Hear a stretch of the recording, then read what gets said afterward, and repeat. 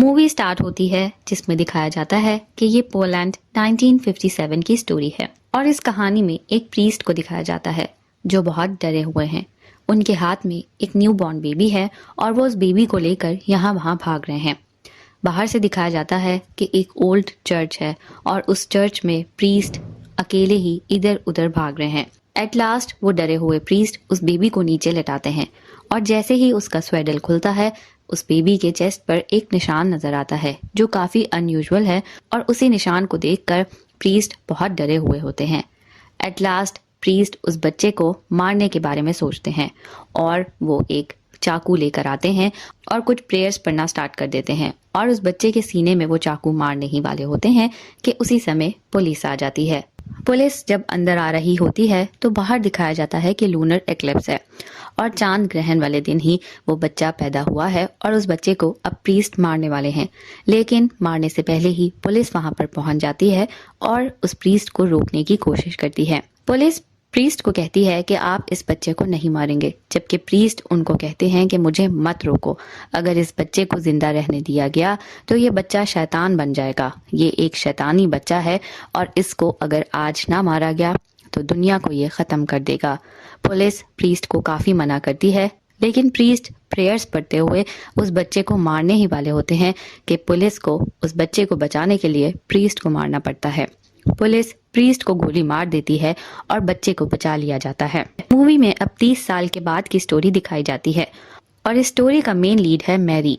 Mary एक police वाला है और वो एक प्रीस्ट की शक्ल में एक चर्च जा रहा है। मैरी एक केस के सिलसिले में इन्वेस्टिगेशन करने चर्च जा रहा है। मैरी को एक केस मिला है जिसमें 7 औरतें एक गांव से गायब हो गई हैं और लास्ट टाइम उन औरतों को चर्च में देखा गया था। मैरी अब उस चर्च में इन्वेस्टिगेशन करने जा रहा है, लेकिन marry as a police officer नहीं, एक प्रीस्ट के रूप में वहां जा रहा है क्योंकि चर्च में इन्वेस्टिगेशंस नहीं हो सकती हैं और वो चर्च को डिफेम नहीं करना चाहता है।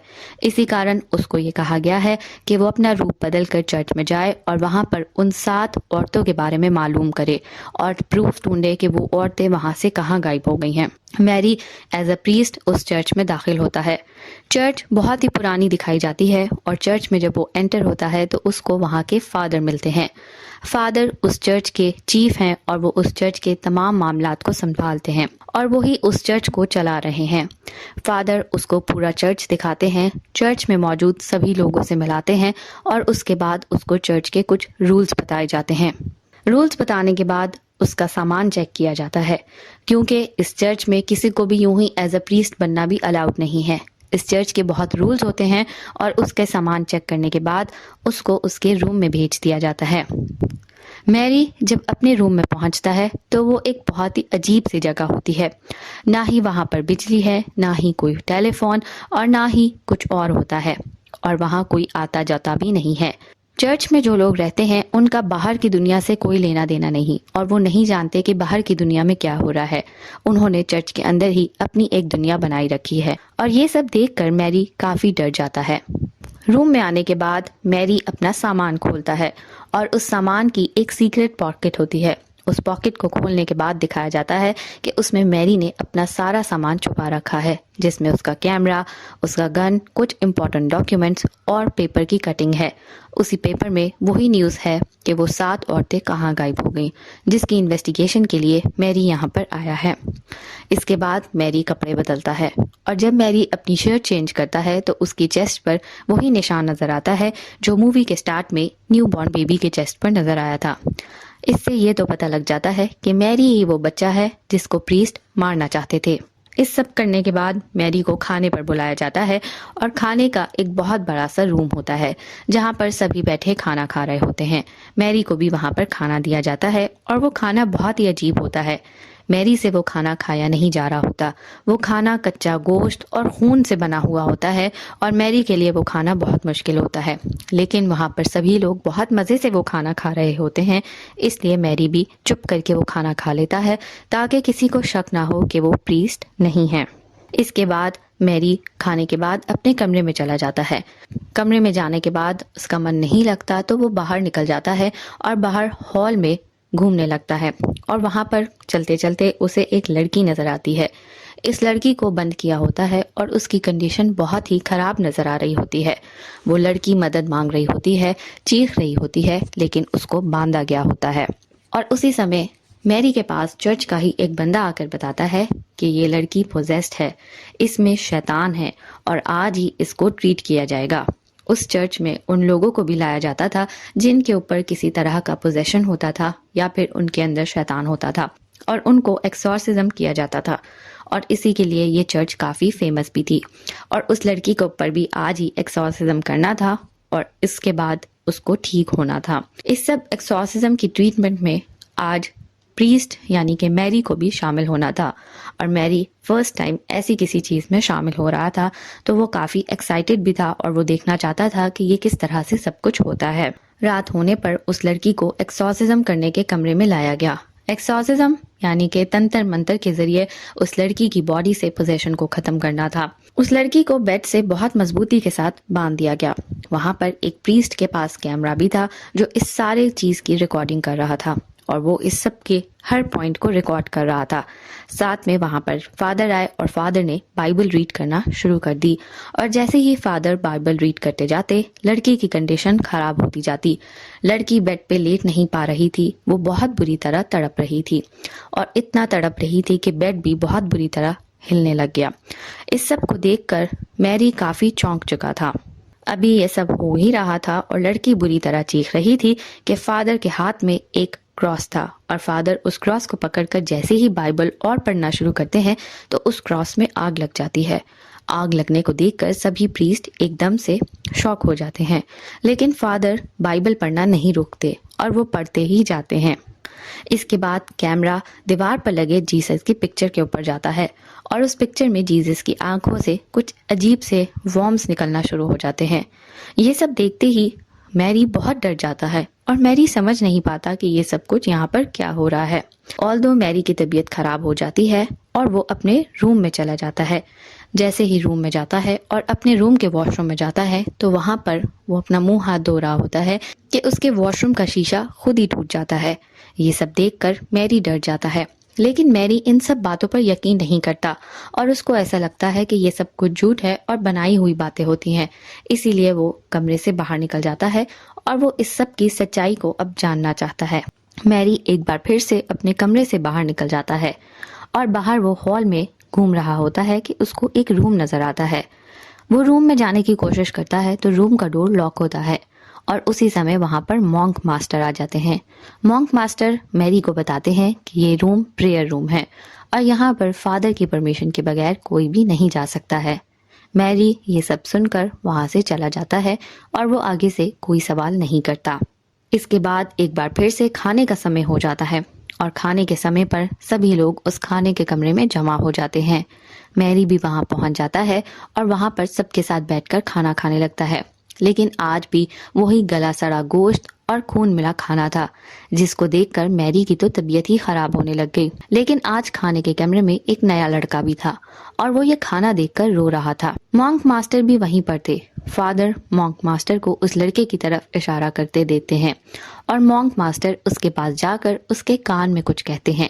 जैसे ही वो उस लड़के के कान में कुछ कहते हैं तो वो लड़का खाना खाना शुरू कर देता है। ये सब देखते हुए मैरी भी खाने लगता है, लेकिन मैरी जैसे ही खाना खाने लगता है उसका दिल खराब होने लग जाता है और वो अपने कमरे में चला जाता है और वहां जाकर उसको वॉमिट होती है। वॉमिट होने में उसका एक दांत भी टूट जाता है और मैरी बहुत घबरा जाता है। जब वो अपने दांत को उठाकर देखता है तो उसके दांत के अंदर से एक मक्खी निकलती है और वो मक्खी वहां से उड़ जाती है। इसके बाद मैरी डर जाता है और उसे लगता है कि वो यहीं कहीं मर ना जाए। इसी कारण वो जिस काम के लिए आया है वो काम उसको बहुत जल्दी करना होगा और अपनी इन्वेस्टिगेशंस खत्म करके यहाँ से उसको चले जाना होगा। इसलिए वो एक बार फिर से बाहर निकल आता है और आज बाहर निकलने के बाद वो सीधा उस प्रेयर रूम में चला जाता है।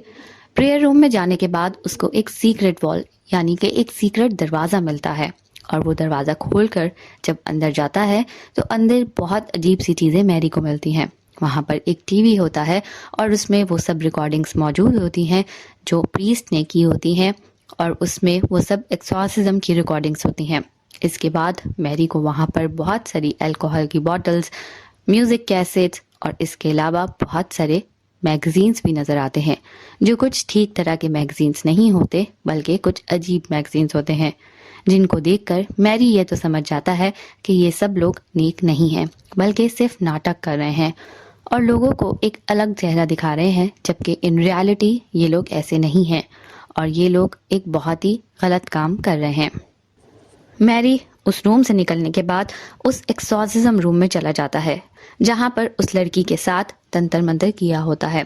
जैसे ही मैरी वहां पर जाता है और उस रूम में तलाशी लेना शुरू करता है तो जिस बेड पर उस लड़की को लिटाया गया था और बांधा गया था उसके नीचे दिखाता है, उसके नीचे मैरी को एक इंजेक्शन मिलता है, यानी कि उस लड़की को वहां पर लिटाने से पहले कुछ इंजेक्ट किया गया था और इसी कारण उस ड्रग के ओवरडोज के कारण वो लड़की इस तरह से रिएक्ट कर रही थी, चीख रही थी, तड़प रही थी। इसके बाद मैरी जब और चीजें ढूंढता है तो उसको वो क्रॉस मिलता है जो फादर ने अपने हाथ में पकड़ रखा था और जिसको आग लग गई थी। मैरी जब वो क्रॉस उठाकर देखता है तो वो एक लाइटर होता है और उसमें आग जलती है। इसके बाद वो एक बटन दबाता है और उस बटन से बेड शेक करने लग जाता है, यानी कि बेड हिलाने के लिए भी एक बटन था और वो बटन दबाते हैं तो वो बेड हिलने लग जाता है। इसके बाद मैरी अपने रूम में चला जाता है और वो बहुत डर जाता है। उसको ऐसा लगता है कि ये जगह बहुत अजीब है और यहाँ से निकलने के लिए उसे बहुत जल्दी होने लगी थी, लेकिन साथ में वो ये भी जानता है कि सभी लोग उसके ऊपर नज़र भी रखे हुए हैं और सब उसको अच्छी तरह से देख रहे हैं। नेक्स्ट डे मैरी का ये ख्याल बिल्कुल सही साबित होता है क्योंकि फादर उसको स्टेज पर सबके सामने बुला लेते हैं और फादर उसे कहते हैं कि आज की प्रेयर मैरी लीड करेगा।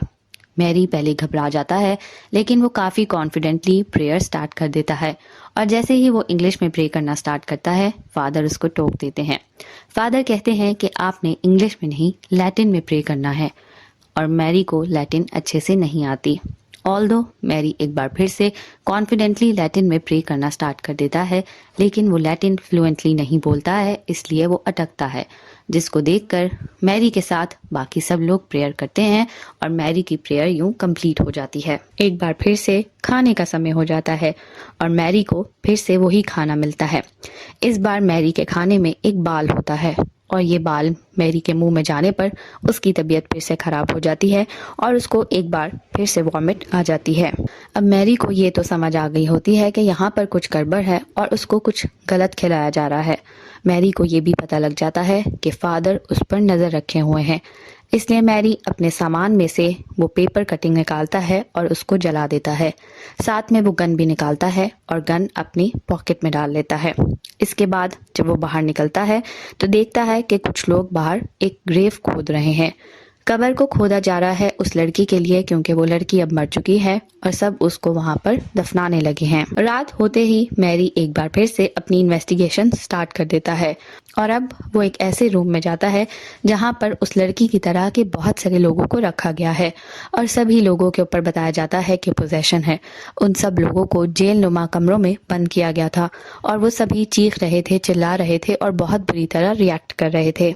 मैरी वहाँ कुछ लोगों से बात करने की कोशिश करता है, लेकिन उसी समय वहाँ पर मॉन्क मास्टर आ जाते हैं और मॉन्क मास्टर मैरी को देख लेते हैं। मैरी मॉन्क मास्टर के पास जाता है और मैरी को मॉन्क मास्टर कहते हैं कि सब तुम पर सस्पेक्ट करते हैं और सबको ऐसा लगता है कि तुम यहाँ एक किसी और मकसद के लिए आए हो और आज मैंने भी तुम्हें देख लिया, लेकिन तुम परेशान ना हो, मैं तुम्हारे साथ हूँ। यहाँ से बाहर जाना बहुत मुश्किल है क्योंकि मैं भी बाहर जाने की कोशिश कर चुका हूँ। यहाँ से बाहर अब नहीं जा सकते, लेकिन अगर तुम कोशिश करो तो मैं तुम्हारा साथ दूंगा और तुम यहाँ से बाहर जा सकोगे। बट यहाँ पर तुमने कोई क्वेश्चन नहीं पूछना है और चुप करके रहना है और जो भी तुम्हारे सामने हो रहा है उसको होने देना है। उसके बाद मैरी बताता है कि वो कोई प्रीस्ट नहीं है। मैरी उस मॉन्क मास्टर को बताता है कि वो एक पुलिस ऑफिसर है और वो 7 औरतों के केस को सॉल्व करने आया है और वो 7 औरतें एकदम से गायब हो गई हैं और वो सबको लास्ट टाइम चर्च में ही देखा गया था, इसलिए वो इस केस की इन्वेस्टिगेशन करने यहाँ पर आया है। मैरी ये भी बताता है कि पुलिस यहाँ पर आकर इन्वेस्टिगेशन नहीं कर सकती क्योंकि ये चर्च के रूल्स के अगेंस्ट है, इसीलिए उसे प्रीस्ट का रूप धार कर यहाँ आना पड़ा और अब वो इन्वेस्टिगेशन ही कर रहा है। मॉन्क मास्टर उसे बोलते हैं कि हाँ तुम बिल्कुल ठीक कह रहे हो, यहाँ पर जो कुछ किया जाता है वो सब कुछ झूठ है और ये सब कुछ इसलिए किया जाता है ताकि ये लोग बड़े कॉन्वेंट से पैसे ले सकें और एक्सॉर्सिज्म का सारा ड्रामा सिर्फ इसी कारण होता है कि इनको पैसे चाहिए होते हैं और ये इस तरह की वीडियोस बनाकर बाहर भेजते हैं और फिर इन्हें बड़े कॉन्वेंट से पैसे मिल जाते हैं। मैरी वादा करता है मॉन्क मास्टर से कि वो यहाँ से खुद भी निकल जाएगा और मॉन्क मास्टर को भी अपने साथ बाहर निकाल लेगा। इसके बाद मैरी चर्च रूम में जाता है और वहां पर उसको दीवार में एक सुराख मिलता है। जैसे ही वो दीवार में सुराख से देखता है तो उसको दीवार में एक टीथ भी लगा हुआ मिल लगता है। वहां पर बहुत सारी फ्लाइज होती हैं और बहुत सारी अजीब सी चीजें होती हैं। दीवार में एक आंख भी होती है। मैरी जब उस आंख को निकालता है तो उस आंख में से बहुत सारी मक्खियां निकल आती हैं और साथ में कुछ ऐसी चीज भी जो मैरी को अपने सामने नजर आती है। मैरी गिर जाता है और वो चीज भी वहां से गायब हो जाती है। वहां पर बहुत सारी मक्खियां आ जाती हैं और मैरी घबरा कर वहां से चला जाता है। मैरी अपने कमरे में जाता है। कमरे में जाने के बाद वो सोचता है कि क्यों ना उस कब्र को खोद कर देखा जाए। वो जब कब्र खोदता है जहां पर उस लड़की को दफनाया गया था और कॉफिन खोलता है तो कॉफिन के अंदर कुछ भी नहीं होता, वो बिल्कुल खाली होता है। यानी कि कब्र में डालने का वो सब भी ड्रामा था और उस लड़की को भी दफनाया नहीं गया था। अभी मैरी वहां पर खड़ा कुछ सोच ही रहा होता है कि पीछे से दो लोग आते हैं, मैरी के मुंह पर कपड़ा बांधते हैं और उसको पकड़कर ले जाते हैं। मैरी बेहोश हो जाता है। मैरी को जब होश आता है तो मैरी अपने ही कमरे में बंधा हुआ होता है। मैरी उठता है और पूछता है कि उसे यहाँ पर क्यों बांधा गया है। वहां पर एक फादर होते हैं उसी चर्च के जो मैरी की रखवाली के लिए वहां बैठे होते हैं। थोड़ी ही देर में बड़े फादर यानी कि बड़े प्रीस्ट वहां पर पहुंच जाते हैं और उनके पीछे एक शख्स उन्हें 4 पॉट्स में डिफरेंट खाना लाकर देता है और वो मैरी को वो खाना खिलाना चाहते हैं। मैरी उनसे पूछता है कि इस खाने में क्या है और वो उसे क्या खिला रहे हैं। वो उसे कोई जवाब नहीं देते और जबरदस्ती 4 पॉट्स में से खाना उसके मुंह में डाल देते हैं जो मैरी बहुत मुश्किल से खा पाता है। फादर खाना खिलाने के बाद वहां से चले जाते हैं और दूसरे फादर मैरी की रखवाली के लिए वहीं बैठे होते हैं।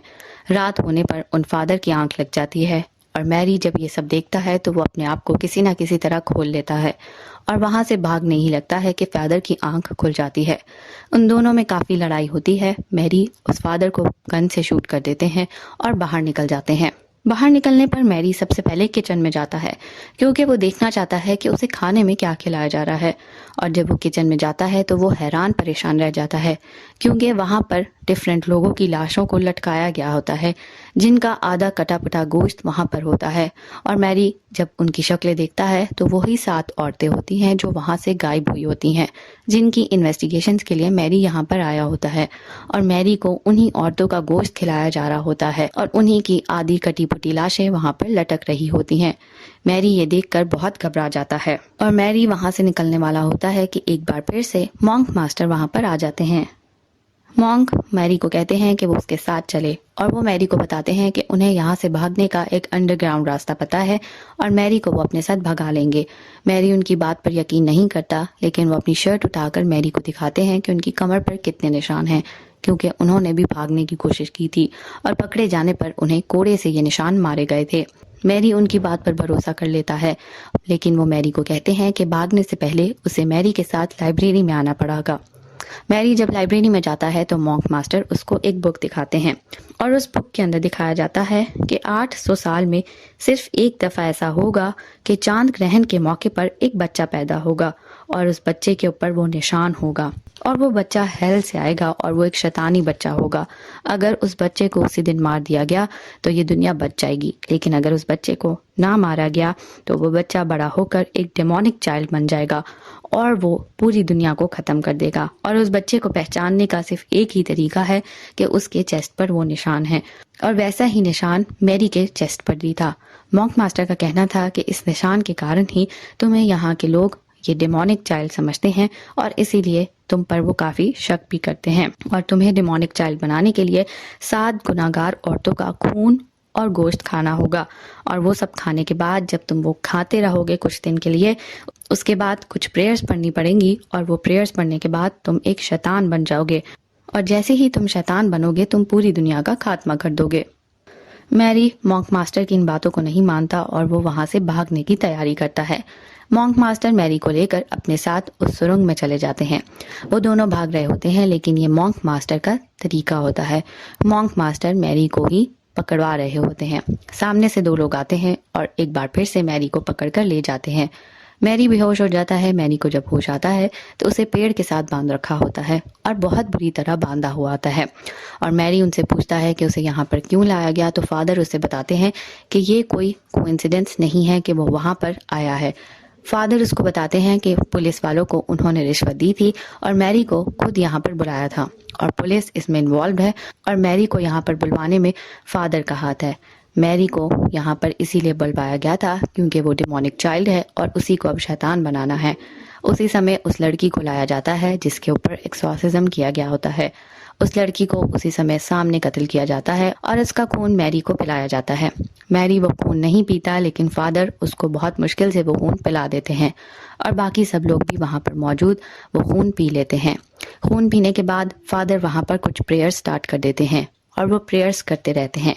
काफी समय गुजर जाने के बाद जब कुछ भी नहीं होता तो एक बार सब हैरान रह जाते हैं और फादर ये कहते हैं कि शायद उन्होंने किसी गलत चीज पर यकीन कर लिया था। उसी समय मैरी भी हंसने लग जाता है और मैरी सबको बताता है कि ये सब कुछ झूठ है, ऐसा कुछ भी नहीं हो सकता। तुम लोग एक ऐसी बात पर यकीन कर रहे हो जो सच ही नहीं है। वो सब भी ऐसा ही सोचते हैं और वहां से निराश होकर चले जाते हैं, लेकिन वो ये भी सोचते हैं कि मैरी को अब पुलिस ढूंढती हुई ना आ जाए, इसीलिए वो मैरी को मारकर उस कुएं में फेंक देते हैं। ये कुआं उनके मुताबिक जहन्नुम का दरवाजा होता है और इसी कुएं से जहन्नुम में जाया जाता है, इसीलिए वो उस कुएं में मैरी को फेंक देते हैं और फादर वहां से अपने रूम में चले जाते हैं। उसके बाद वो जो 7 औरतें होती हैं जिनका कुछ गोश्त बच चुका होता है उनको भी वो जला देते हैं ताकि अब पुलिस इन्वेस्टिगेशन करने यहाँ ना पहुंच जाए। फादर इतने ज्यादा निराश होते हैं कि वो अपने कमरे में जाकर काफी ज्यादा शराब पी लेते हैं और शराब पीने पर वो बिल्कुल अनकॉन्शियस से होते हैं। उसी समय मॉन्क मास्टर उनके कमरे में जाता है, उनके मुंह पर तकिया रखकर उन्हें भी कत्ल कर देता है क्योंकि उसे गुस्सा होता है कि उसने फादर के कहने पर ये सब कुछ माना। उसी समय फादर के कमरे में लटका हुआ क्रॉस उल्टा हो जाता है जिसे कोई भी नोटिस नहीं करता है। नेक्स्ट डे मॉन्क मास्टर सबको झूठ बोलते हैं कि फादर ने ज्यादा शराब पी ली थी जिसके कारण उनकी डेथ हो गई है। सब मॉन्क मास्टर की ये बात मान लेते हैं और मॉन्क मास्टर अब नए प्रीस्ट बन जाते हैं। मॉन्क मास्टर प्रेयर करवा रहे होते हैं कि फादर के नाक से निकली एक मक्खी उस कुएं में चली जाती है जिस कुएं में मैरी को फेंका गया था। वो मैरी की लाश में घुस जाती है और मैरी एक बार फिर से जिंदा हो जाता है और मैरी की बॉडी चेंज होने लग जाती है। बाहर दिखाया जाता है तो मॉन्क मास्टर हवा में उड़ने लग जाता है और कुछ ही समय के बाद उनका पूरी बॉडी मक्खियों में चेंज होकर गायब हो जाती है। सब ये देखकर हैरान ही होते हैं कि पीछे से उसी कुएं से एक शैतान निकलकर बाहर आ जाता है। ये शैतान मैरी के जिस्म में आ चुका होता है और ये शैतान ही जहन्नुम से आया हुआ शैतान होता है। ये शैतान जैसे ही वहां पर पहुंचता है तो सबकी बॉडीज उल्टी हो जाती हैं और हवा में लटकना शुरू हो जाती हैं। शैतान चर्च में जैसे ही कदम रखता है तो वहां पर मौजूद सभी जिंदा चीजें मर जाती हैं और जो चीजें मरी हुई होती हैं, मुर्दा होती हैं, मुरझाई हुई होती हैं, वो सब चीजें जिंदा हो जाती हैं और अब वो दुनिया को खत्म करने के लिए बाहर आ चुका होता है। उसके बाद दिखाया जाता है कि आसमान से काला सा कुछ नीचे गिरता है और चर्च को अपनी लपेट में ले लेता है क्योंकि उनका मानना है कि ये एक जहन्नुम है और जहन्नुम का ही वो सब ऊपर से आता है और यहीं पर मूवी खत्म हो जाती है।